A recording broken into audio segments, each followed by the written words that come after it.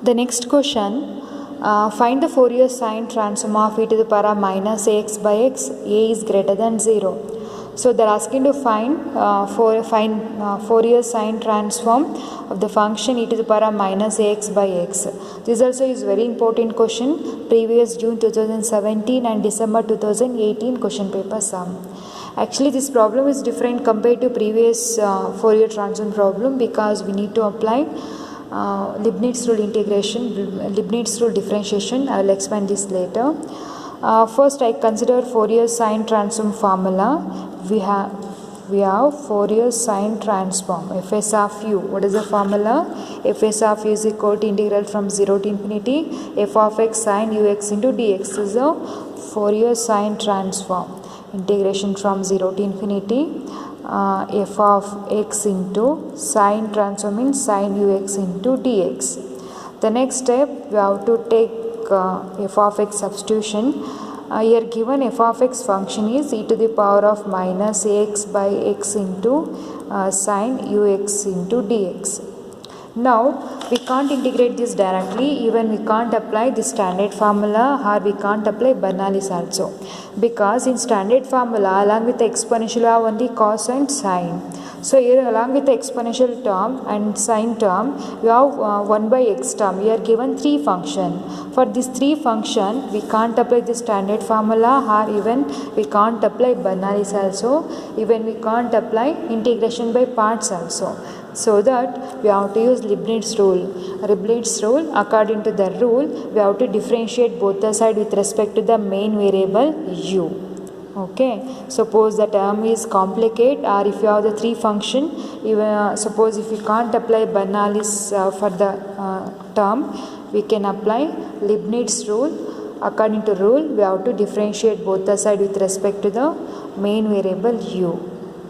Okay, so I go to differentiate under integral sign, differentiation under integral sign with respect to what? With respect to the main variable is u. Okay, so I go to differentiate under integral sign. This is nothing but Leibniz rule. The LHS side, if we differentiate with respect to u, we can write d by du fs of u, and RHS side with respect to u differentiation we should apply partial differential equation. Okay, partial differentiation. Therefore with respect to u, if we differentiate partially, with respect to u partially means other variables are constant. Therefore we can take e to the power of minus ax by x is constant term. We can differentiate sine ux term with respect to u. So sine ux with respect to u differentiation will get cos ux into, with respect to u, ux differentiate with respect to u will get what? X into dx term. This is nothing but Leibniz rule of integration. Okay, so differentiation under integral sign means we should differentiate with respect to the main variable here u. LHS side we have to apply ordinary differential equation. RHS side we should apply partial differential equation. So with respect to u means here x is constant. With respect to u, sin ux differentiation is cos ux into ux differentiation is x into dx. Next simplify, apply integration, will get the answer. So d by du fs of u we can write fs dash of u. Okay, differentiation of function will get fs dash of u, and RHS side your x and denominator x term get cancelled. The remaining is 0 to infinity e to the power of minus ax into cos ux into dx. So the students, you already studied this type of integration. The last video also I have explained this type of problem. We can integrate these by using standard formula. The standard formula is what? E to the power of ax cos bx into dx. This is a standard formula. Using this formula we can integrate this term. Okay, this implies fs dash of u is equal to integration this using this standard formula will get. So apply the formula. What is a? In place of a, here we have minus a. So in place of b, in place of cos bx, in place of b, here we have u term. In the formula, just replace a by minus a, b by u. Okay, we'll get e to the power of minus x numerator, denominator is a square, minus a whole square will get plus a square, and b square means b is u, will get u square, and a cos bx, a is what? Minus a bx means ux, plus b u sin bx means ux. This is the integration of the above term using the standard formula. Okay, we have integrated. Next, after integration, apply upper and lower limit. Simplify this.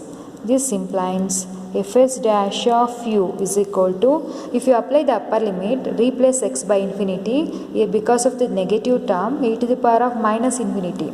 So we know that e to the power of minus infinity values is what? 0. Therefore 0 into this entire term 0, we get upper limit is 0. Minus, replace lower limit, replace x by 0. If you replace x by 0, e to the power of 0 value is 1 by a square plus u square is constant. Replace x by 0, we get minus a cos 0 value is 1 plus u into sin 0 value is 0.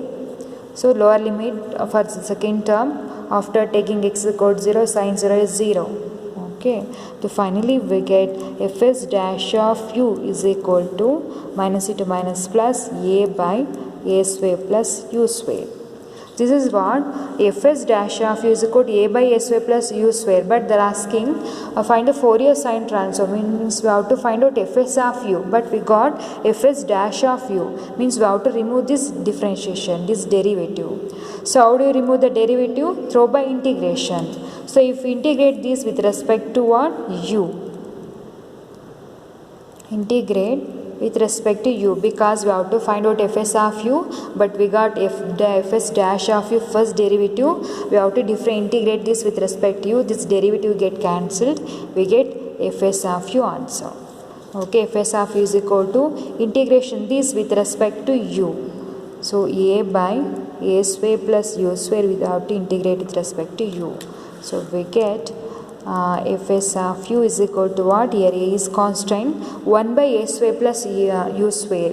This is a standard integration. We know that 1 by x square plus a square with respect to x integration is 1 by a tan inverse of x by a. Same thing here, we can integrate 1 by x a square plus u square, will get 1 by a tan inverse of u by a.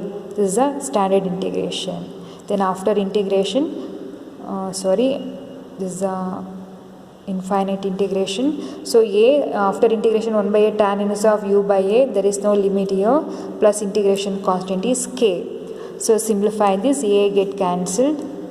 Fs of u is equal to, we get tan inverse of u by a plus k.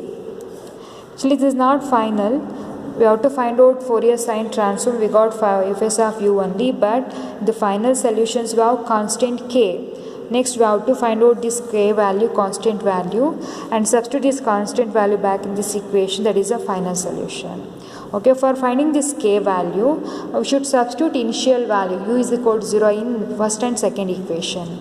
I take the main formula. This is I consider as take it as first equation, and this solution I take it as second equation. In first and second equation, I go to substitute u value 0, we get k value. Okay, put u is equal to 0 in equation 1. What happened? If you take u value 0 in equation 1, this equation 1, LHS side we get fs of 0. U consider 0, fs of 0, and RHS side if you take u value 0, sin 0 is what? 0. So the entire term is 0. Therefore, if you substitute u value 0, equation 1 we get fs of 0 is equal to 0. This type of equation. Same, if you substitute u value 0 in equation 2, means second equation. The second equation, if we take u value 0, LHS side we get fs of 0 is equal to, if we take u value 0 here, tan inverse of 0. So tan 0 is 0, tan inverse of 0 is what? 0. The first term is 0 plus second term is k. So fs of 0 is 0 from the first equation. Fs of 0 is equal to 0 plus k we get from second equation. Just compare this RHS side. LHS side is same. Fs of 0 is equal to Fs of 0. RHS side is what? 0 is equal to k. Just compare these two equation, we get k value is 0. So using this way we can find out this constant k value. Okay, k value we got 0. Substitute this k value in equation 2. That is the final answer. Therefore, Fourier sine transform Fs of u is equal to what? Tan inverse of u by a. K value is 0. This is the final answer. Okay, students, this also is very important. This is different compared to previous because we have applied Leibniz rule integration, means differentiation under integral sign. Because you have three functions, we can't integrate directly. Even we can't apply Bernoulli's standard formula. Before integration, we should differentiate with respect to main variable u. Then we can apply integration. Okay, this is the procedure. Thank you.